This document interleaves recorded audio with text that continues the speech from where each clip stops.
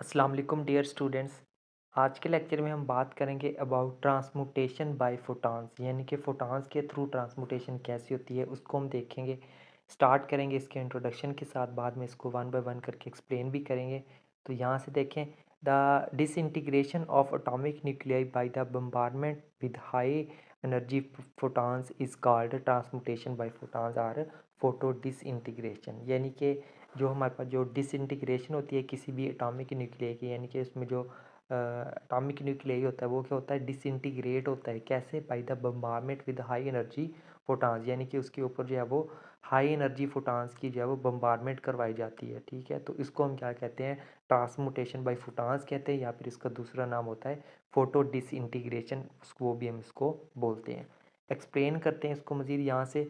Since the photons can only supply its kinetic energy to target nuclei in nuclear reaction, अब हम जानते हैं कि जो photons होते हैं ना, ये सिर्फ हम क्या करते हैं, अपनी काइनेटिक एनर्जी को ही सप्लाई करते हैं। किसको? टारगेट न्यूक्लियस को, किसी भी न्यूक्लियर रिएक्शन के अंदर। क्यों? बिकॉज फोटॉन इज़ मैसलेस, क्योंकि जो फोटॉन होते हैं वो क्या होते हैं, मैसलेस होते हैं। This kinetic energy must be at least as great as the binding energy of target nucleus. अब ये जो काइनेटिक एनर्जी है ये कम से कम इतनी होनी चाहिए कि वो जो बाइंडिंग एनर्जी जितनी होती है ना उसके बराबर होनी चाहिए किसी भी टारगेट न्यूक्लियस के लिए।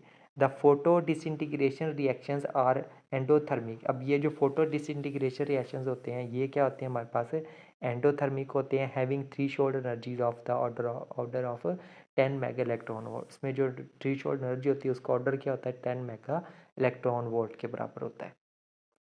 उसके बाद है जी, यहाँ से देखें मज़ीद, the photo disintegration reactions are used to calculate binding energy of nuclear particles. यानी कि न्यूक्लियर पार्टिकल्स की अगर हमने बाइंडिंग एनर्जी कैलकुलेट करनी हो तो उसके लिए हम क्या यूज़ करते हैं, फोटो डिसइंटीग्रेशन रिएक्शंस का इस्तेमाल करते हैं। फॉर एग्जांपल, मिसाल के तौर पर, the threshold energy is just equal to binding energy of deuteron. यानी कि किसी भी ड्यूट्रॉन की जो बाइंडिंग एनर्जी होती है ना वो उसकी थ्री शोल्ड एनर्जी की क्या होती है, बराबर होती है, जैसे कि इसको इस रिएक्शन के अंदर दिखाया गया है। आगे देखें, gamma rays of 17 mega electron volt energy are produced when lithium is bombarded with photons। यानी कि जब लिथियम के ऊपर जो है वो फोटॉन्स की बम्बारमेंट करवाई जाती है तो उसके नतीजे में हमें गैमा रेज मिलती है, और उसका मैग्नीट्यूड कितना होता है, 17 मेगा इलेक्ट्रॉन वोल्ट के बराबर होता है। These gamma rays are successfully used to produce photo integration of other nuclides। अब ये जो गैमा रेज होती हैं इनको हम फिर इस्तेमाल करते हैं मज़ीद फ़ोटो डिसइंटीग्रेशन प्रोड्यूस करने के लिए दूसरे न्यूक्लियाइड्स में। तो यहाँ पे देखें, ये हमारे पास देखिए एक रिएक्शन हमें दिया हुआ है, ठीक है। तो इसमें देखें क्या है, ये हमारे पास समझ लो कि एक कोई भी एक न्यूक्लियाइड था, उसके ऊपर जो है वो हमने न्यूट्रॉन्स की बम्बारमेंट कराई, उसके नतीजे में हमें क्या मिला, ये मिला रिएक्शन, ठीक है, पी हमें आउटपुट मिलती है। यहाँ पे भी देखें वही सेम केस है। यहाँ पे देखें हमारे पास जो है वो P15 P31 हमें दिया हुआ है जी, ठीक है। इसके ऊपर जब हमने गैमा रेज या फिर न्यूट्रॉन जो गैमा रेज को जो है वो इंसिडेंट करवाया, तो ये हमारे पास क्या एक एक्साइटेड स्टेट में हमें मिला 15P31। ये जो इसके ऊपर स्टार है ये इसके एक्साइटेड स्टेट को डोनेट कर रहा है। फिर ये इसमें एक्साइटेड स्टेट से किस में जाएगा, ये इसमें डाटर न्यूक्लियाई और न्यूट्रॉन के अंदर ये क्या हो जाएगा, कन्वर्ट हो जाएगा। आगे देखें, the gamma rays involved in nuclear reactions given below have energies about 50 mega. तो वो गैमा रेज जो हमारे पास जो है वो इन रिएक्शंस के अंदर इन्वॉल्व होती हैं उनकी एनर्जी होती है 15 मेगा इलेक्ट्रॉन। वो कुछ एग्जांपल्स दी हुई हैं, ठीक है। उन एग्जांपल्स को देख लेते हैं। यहाँ पर देखें, पहली एग्जांपल हमारे पास ये है, देखें क्या है, 13 AR27 plus gamma approaches to 13 AR27 star which is approaches. यानी कि ये क्या है, इसमें एक्साइटेड स्टेट में कंपाउंड न्यूक्लियस है, फिर ये उसमें आगे रेजिड्यूल और एमर्जिंग में कन्वर्ट होता है, ठीक है। इसी तरह इसकी एक और एग्जांपल भी दी हुई है, इसको भी आपने देख लेना है।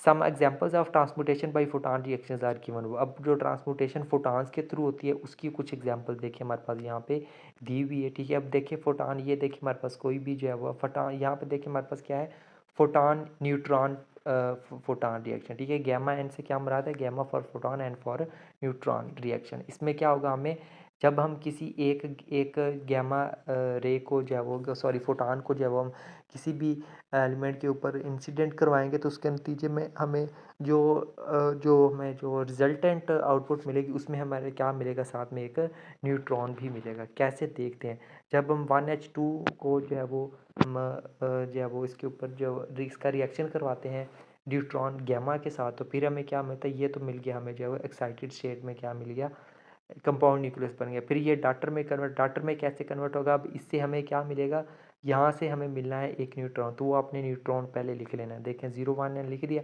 अब ऊपर देखें हमारे पास 2 है, 2 में से एक बाहर चला गया, पीछे क्या रह गया 1, और नीचे के 0 है, तो 1 में से 0 गया, तो पीछे क्या बचता है 1 ही बचता है। तो इस तरह से आप इसको लिख सकते हैं।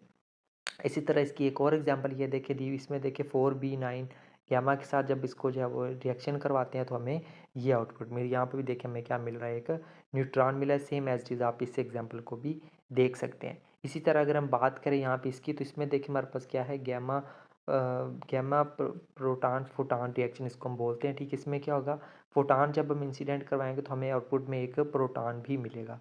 कैसे, यहाँ से देखें। ठीक है, ये देखें हमारे पास मैग्नीशियम 1225 हमें जो है वो, इसको जब हम फोटॉन के साथ इसका रिएक्शन करवाया, ये एक्साइटेड स्टेट में हमें न्यूक्लियस मिला। ठीक है, फिर यह जो आ गया अपने जो है वो रेजिड्यूल में और इमर्जिंग में क्या होगा, कन्वर्ट हो गया। अब यहाँ पे देखें हमें क्या मिलना है, फोटॉन मिलना है, सॉरी प्रोटॉन में। प्रोटॉन को हम किसे डोनेट करते हैं, 1H1 से डोनेट करते हैं। तो यहाँ पे देखिए 25 है, तो 25 में से एक बाहर चला गया, पीछे 24 रह गए, और इधर से देखिए 12 में से एक बाहर चला गया, पीछे क्या रह गया 11।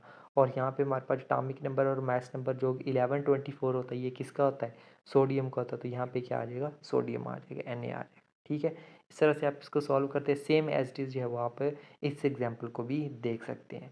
तो ये था स्टूडेंट्स हमारे पास ट्रांसमुटेशन बाय फोटॉन्स। उम्मीद करता हूँ आपको ये लेक्चर अच्छे से क्लियर हुआ होगा। नेक्स्ट लेक्चर में हम बात करेंगे ट्रांसमुटेशन बाय प्रोटॉन्स। तो तब तक के लिए टेक केयर एंड अल्लाह हाफिज़।